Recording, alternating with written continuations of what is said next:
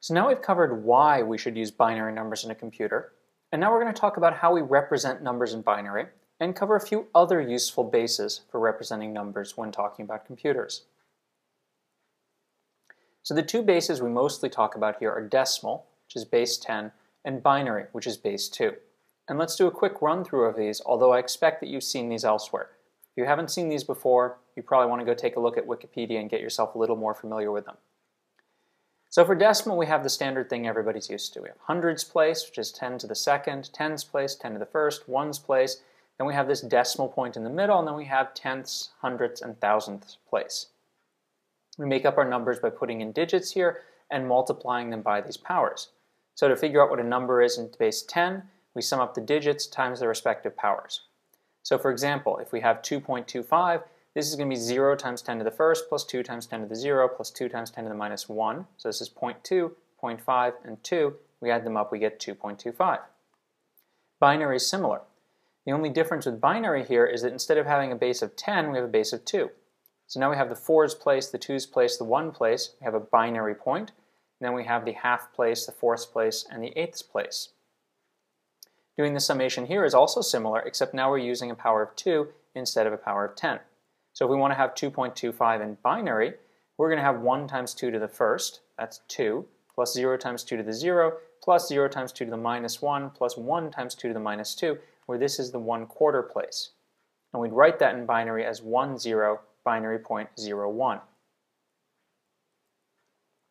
So these are obviously useful bases for computers.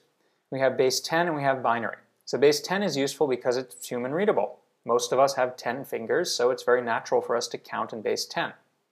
Base 2 is very good for computers because, as we saw before, computers deal only with zeros and ones. This means it's very good for computers to deal with.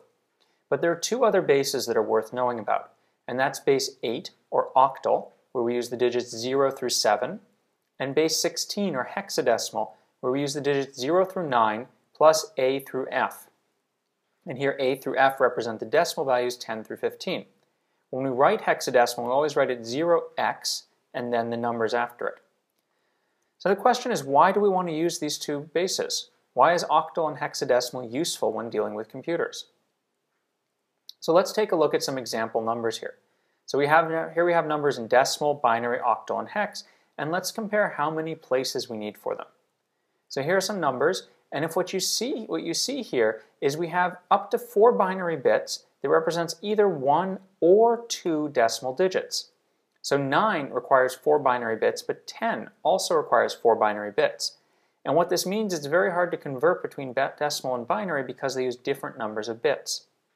Let's compare that to hexadecimal and octal. So octal and hexadecimal are exactly the same number per digit. So in octal we have 3 per digit, and in hex we have 4. So let's take a look at this number down here. So these first 3 digits here, 1, 0, 1, well that's 5.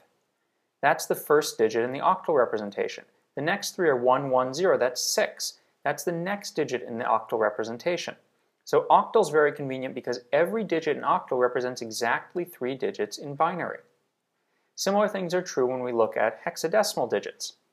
So here 1, 0, 0, 0, that's 8 in binary, and that corresponds to 1 digit over here in hex. So 8 and 3. Here's our 3, 0, 0, 1, 1.